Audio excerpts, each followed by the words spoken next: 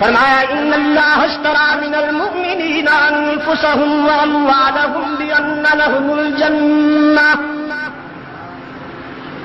يقاتلون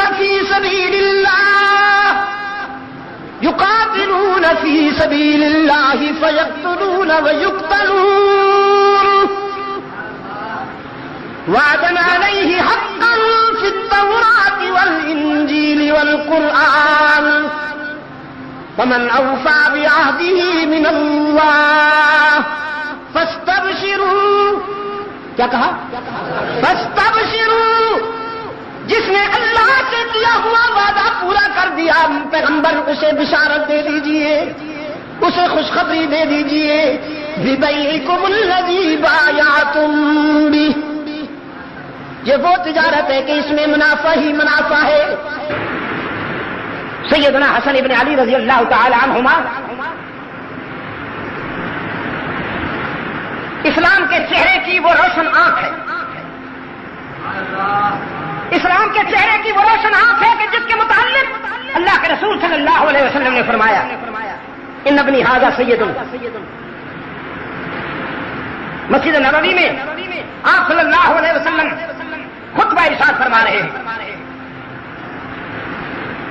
اپنے نواسے کو آتا ہوا دیکھا سیدنا حسن رضی اللہ تعالی عنہ ایک دروازے کی چوکھٹ کا عبور کرتے ہوئے حضرت حسن رضی اللہ تعالی عنہ گر پڑے.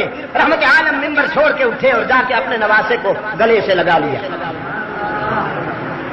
گلے سے لگا کے ممبر پہ تشریف لائے, گلے سے لگائے رکھا اور خطبہ ارشاد فرمایا. صحابہ کے لیے یہ منظر انوکھا. نگاہوں میں سوال جھلک رہا تھا.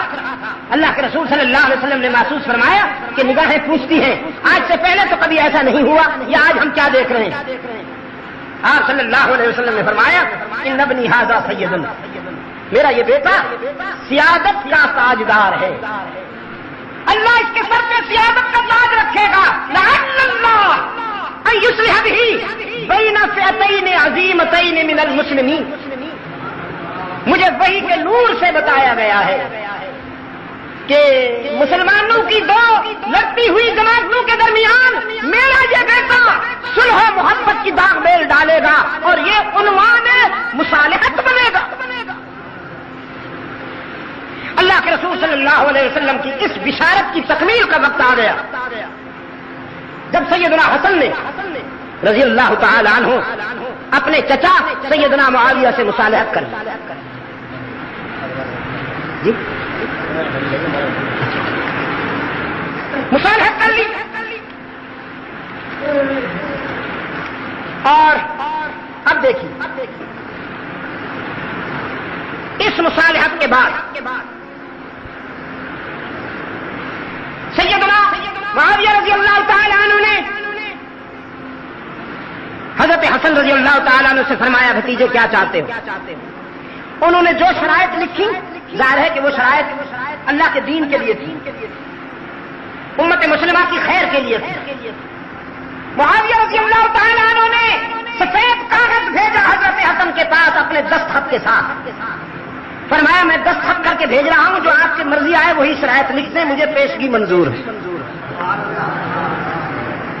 اسلام کی تاریخ میں نہیں, میں دعویٰ کر رہا ہوں کہ انسانی تاریخ میں اس کی کوئی مثال نہیں ملتی کہ کبھی کسی نے ایسے بھی مصالحت کی ہو کہ سفید کاغذ پہ دستخط کر کے بھیج دیے ہوں, چاہے اس کے اوپر حضرت حسن لکھ دیں کہ میری پہلی شرط یہ ہے کہ آپ ہٹ جائیں اور سلطنت میرے حوالے کر دیں. تو معاویہ تو دستخط کر چکے تھے نا.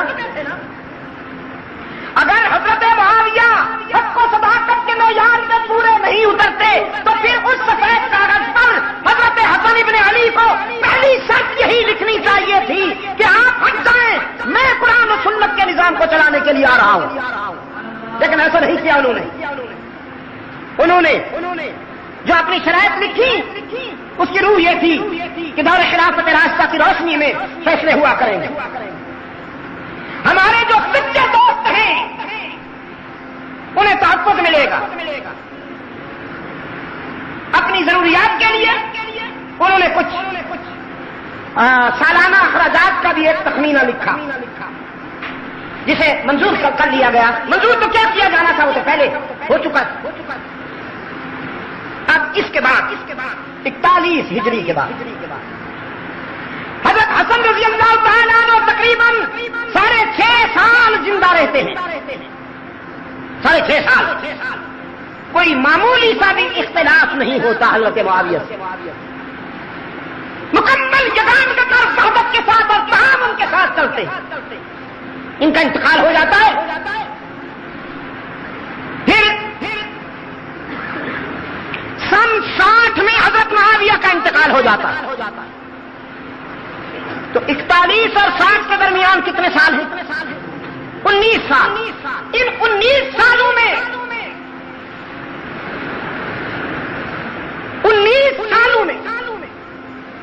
19 واقعات تو کیا ایک بھی واقعہ ایسا نہیں کہ کبھی سیدنا حسین رضی اللہ تعالیٰ عنہ اور حضرت معاویہ کے درمیان کوئی اختلاف ہوا ہو یا ٹینشن ہوئی ہو.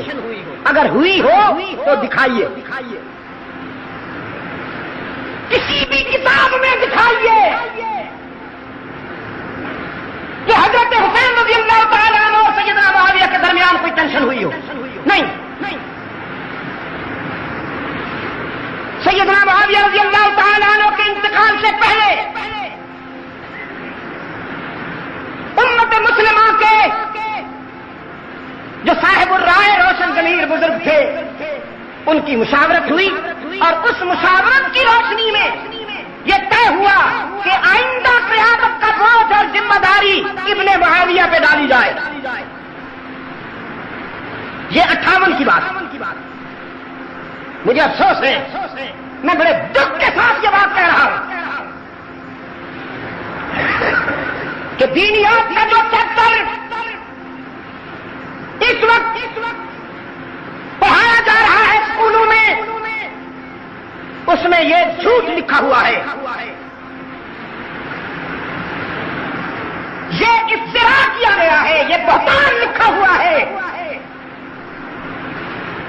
کہ معاویہ نے اپنے بیٹے کو بادشاہ بنانے کے لیے امت کو دھوکہ دیا.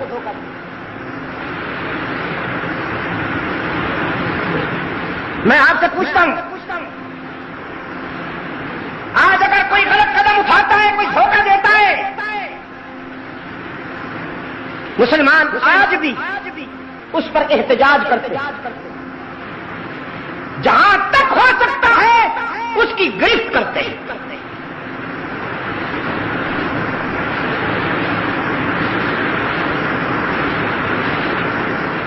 آج ہمارے دوست جن کے پاس اقتدار ہے وہ محاسبے کا عمل جاری کر رہے ہیں کہ پچھلے دور میں حکمرانوں نے جو کچھ کیا ان کا حساب لیا جائے.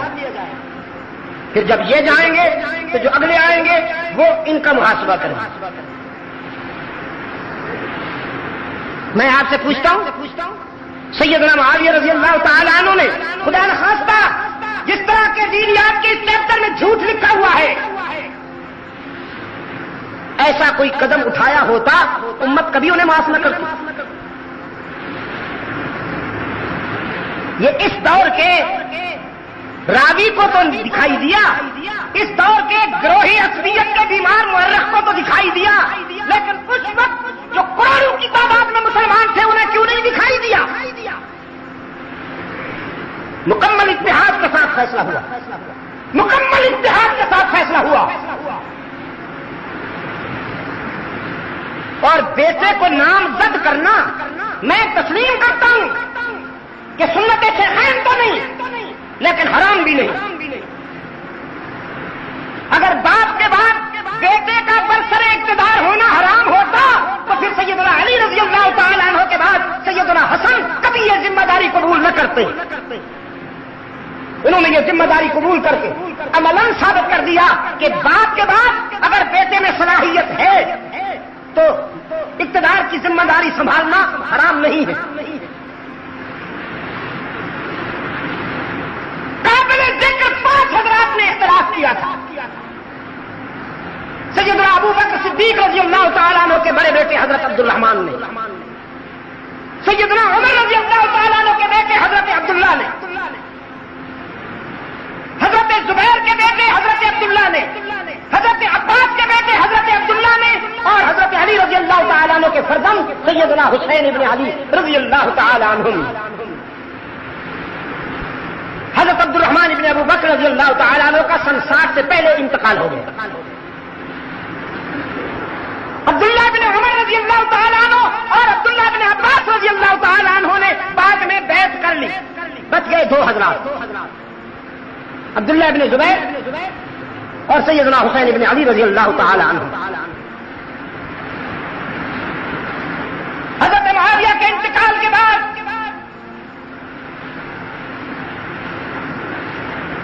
سیدنا حسین بن علی رضی اللہ تعالیٰ عنہ سے کہا گیا کہ آپ اس سلسلے میں کیا فیصلہ فرماتے ہیں. سیدنا حسین رضی اللہ تعالیٰ عنہ کے سامنے 2 راستے تھے. ایک راستہ یہ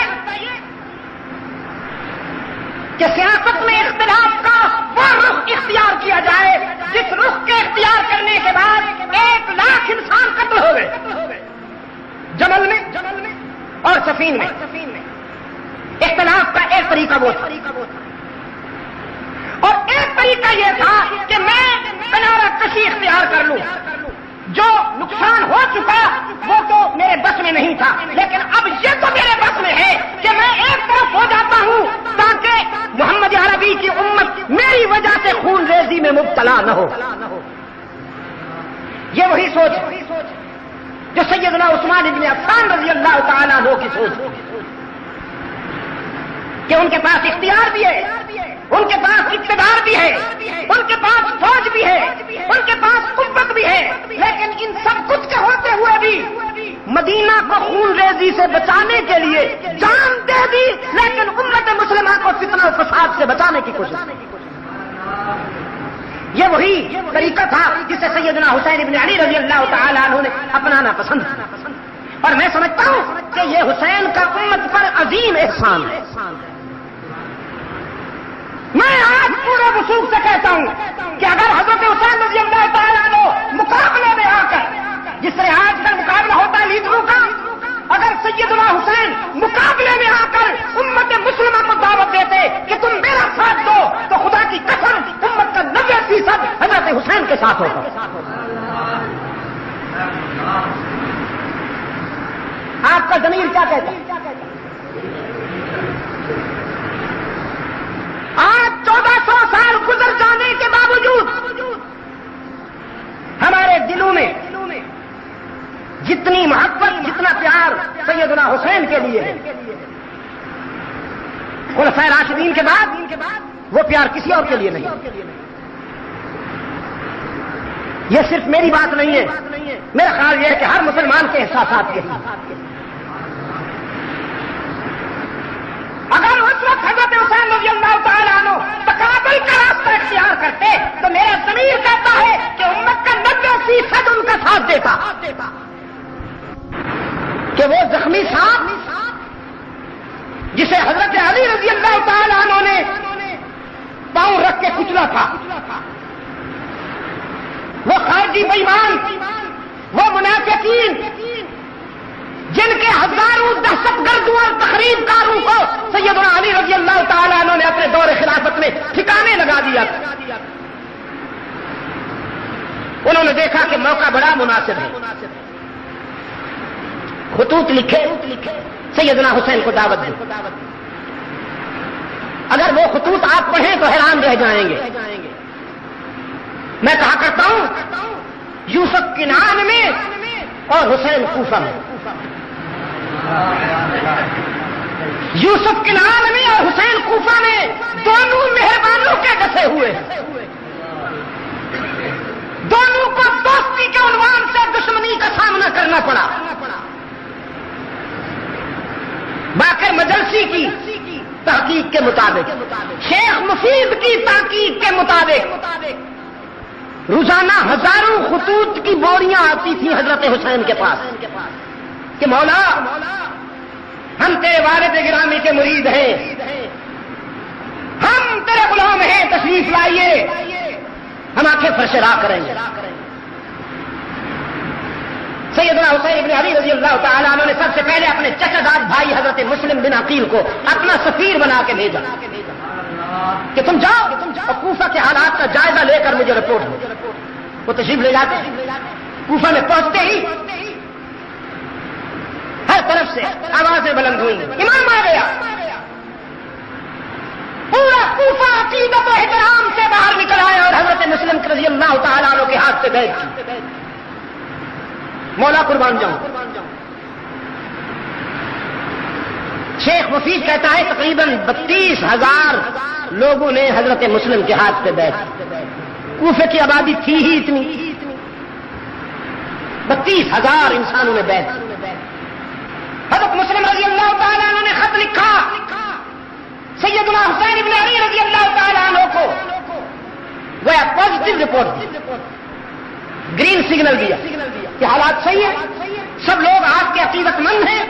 انہوں نے آپ کی نسبت سے میرے ہاتھ پہ بیعت کی, گویا آپ کی بیعت کی. آپ تشریف لے آئے, نو پرابلم. ادھر یہ خط روانہ ہوا, ادھر گورنر صاحب تبدیل ہو کر آ گئے اور گورنر کو راستے میں اطلاع ہو گئی کہ کوفے والوں نے حضرت مسلم کے ہاتھ پہ بیعت کر دی ہے. کل 18 لوگ اس کے ساتھ تھے. کتنے؟ Only 18 people. 18 لوگ. امامے سے چہرہ ڈھانکا ہوا, پگڑیاں اس انداز میں بازی ہوئی کہ چہرہ نظر نہیں آتا. یہ بلوچستان میں اب بھی ہے. گرم علاقہ جہاں ریت اڑتی ہے اور ہوائیں گرم ہوتی ہیں تو چہرہ چھپا لیتے ہیں, دھوپ سے گرمی سے بچنے کے لیے بھی اور مٹی گرد سے بچنے کے لیے بھی. تو چہرے پہ امامے کا ایک پلو یوں ڈال رکھا ہے.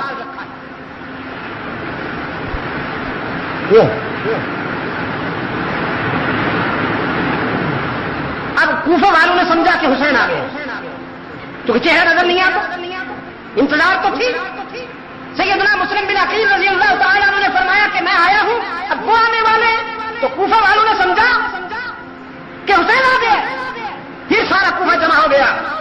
السلام علیکم یا ابن رسول اللہ, السلام علیکم یا ابن رسول اللہ. رسول کے بیٹے آپ کے سلام ہو, ہم تو آپ کے منتظر تھے.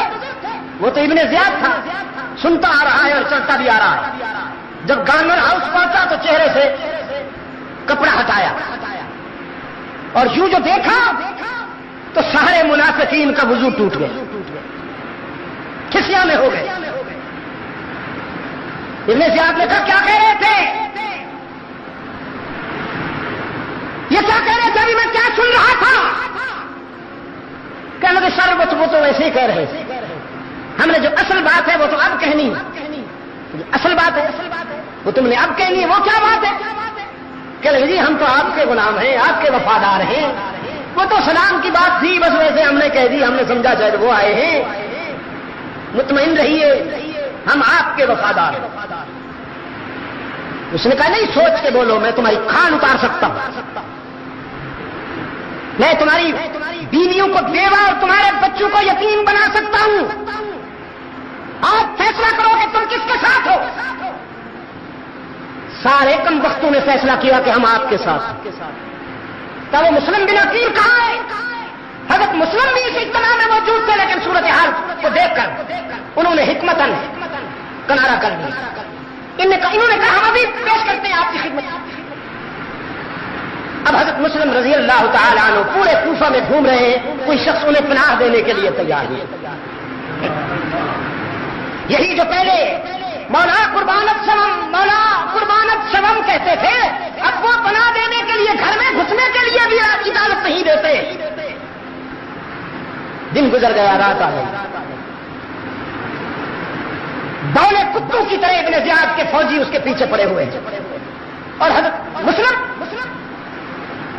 پتھریلی زمین پر, نوکیلے پتھروں والی زمین پر ان سے بچنے کے لیے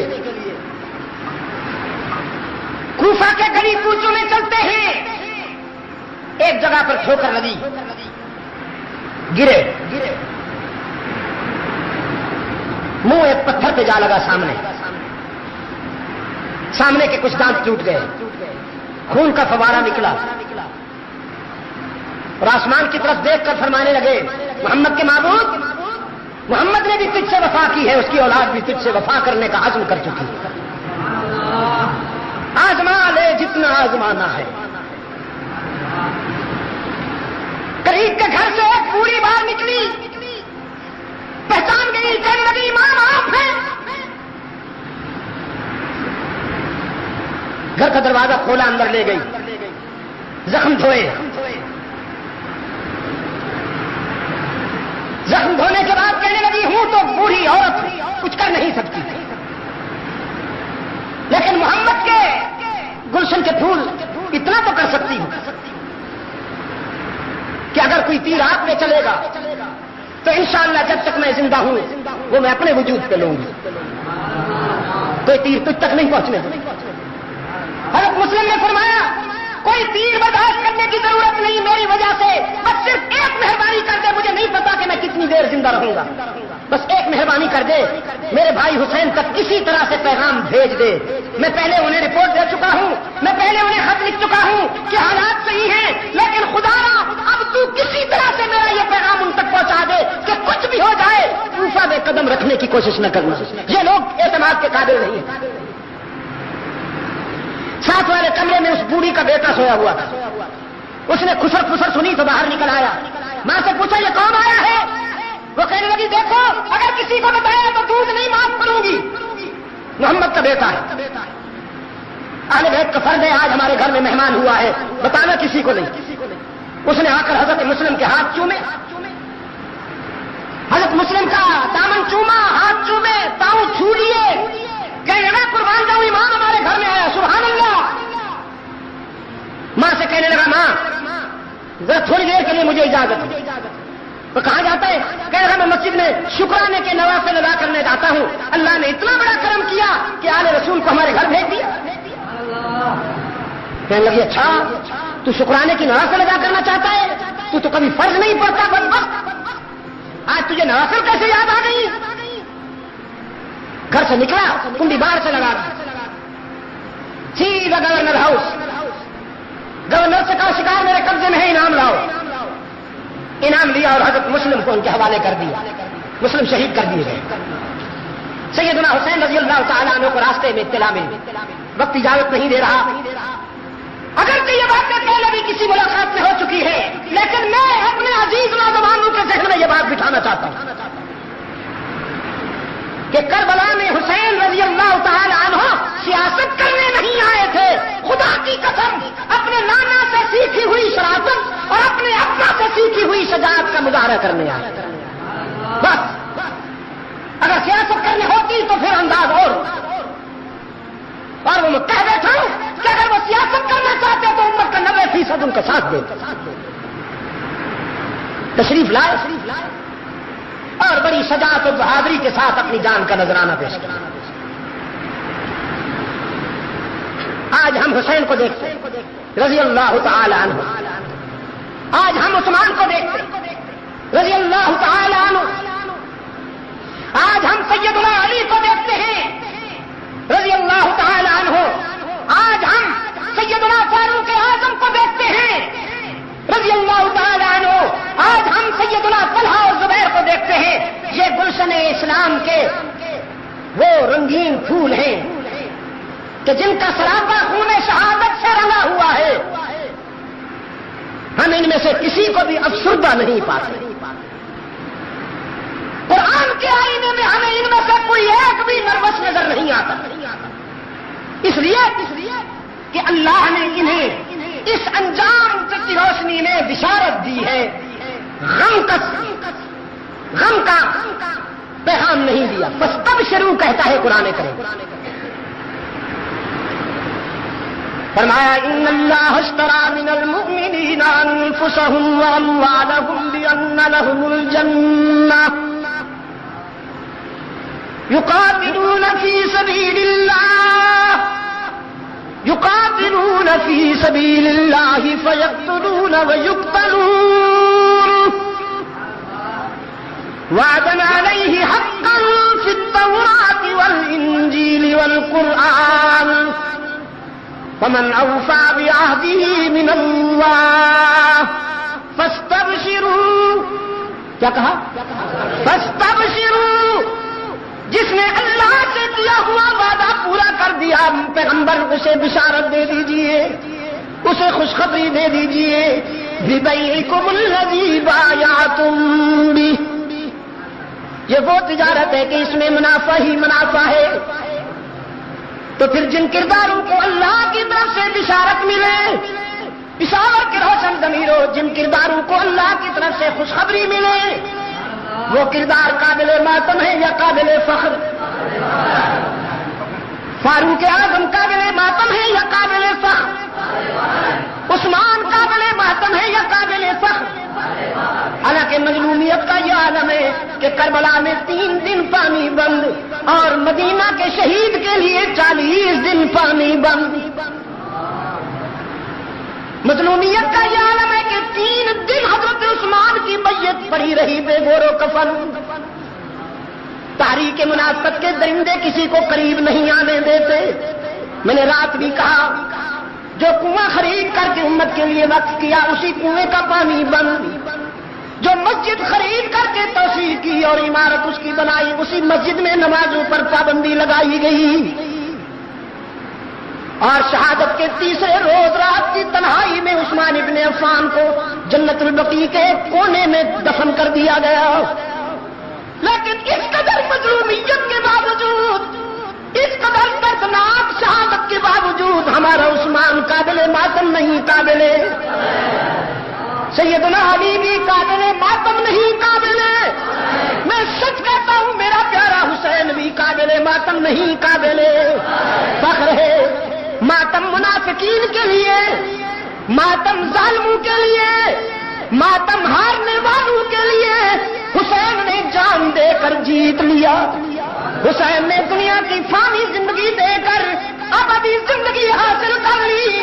وہ گلشن ارم کا مہکتا پھول ہے، جنت میں مسکراتے ہوئے نظر آتے ہیں، رحمت عالم کے دامن رحمت میں بیٹھا ہوا حسین فتح و کامرانی کی بشارتوں میں نظر آتا ہے۔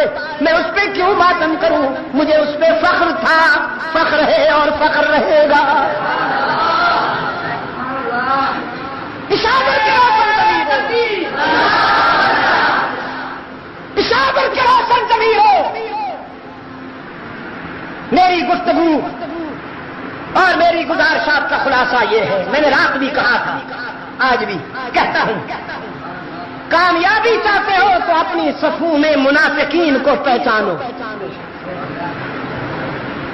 کامیابی چاہتے ہو تو اپنی صفوں میں ان منافقین کو پہچانو جو دوستی کے لبادے میں دشمنی کرتے ہیں۔ جب تک ان کو نہیں پہچانو گے، وقت کا عثمان بھی شہید ہوتا رہے گا، وقت کا حسین بھی ذبح ہوتا رہے گا، اور وقت کا اسماعیل شہید بھی ذبح ہوتا رہے گا۔ منافقین کو پہچانو۔ میں نے رات گفتگو کی، ہم نے جامع مسجد سبز پیر میں دن کو گفتگو کی، اب بھی میں نے اپنی گفتگو کی۔ اس میں آپ نے محسوس کیا کہ کوئی امن و امان کے خلاف بات ہوئی ہے؟ تو پھر انتظامیہ کے ذمہ دار حضرات بھی لکیر کے فقیر نہ بنا کریں۔ ہمارا مقدر دیکھیے، ہمارے فیصلے کسی کانسٹیبل صاحب کی لکھی ہوئی رپورٹ پہ ہو جاتے ہیں،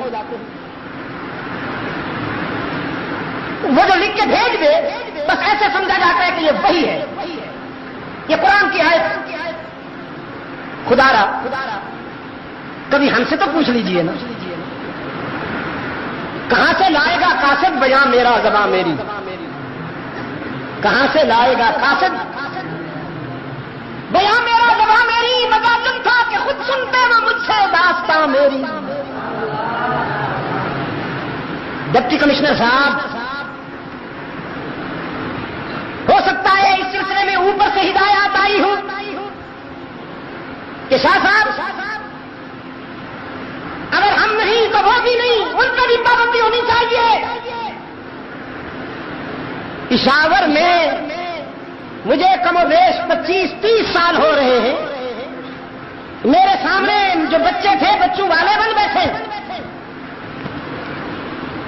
کا 30 سالہ تاریخ ریکارڈ ہے. آپ ثابت کیجئے کہ کبھی میرے جلسے میں بدامنی ہوئی ہو. میں تو سزا بھگت رہا ہوں, بدامنی پھیلانے والوں کا ساتھ نہیں دیتا ہوں تو سزا بھگت رہا ہوں. مجھے تو دار اسلام سے نکالنے کی کوشش ہو رہی. ہاں, ہم نے ہمیشہ تعمیر کی ہے. ہم محمود حسن کے وارث ہیں. میں یہ بات فخر کے ساتھ کہتا ہوں. ہم شبیر احمد عثمانی اور سید مدنی کے وارث ہیں.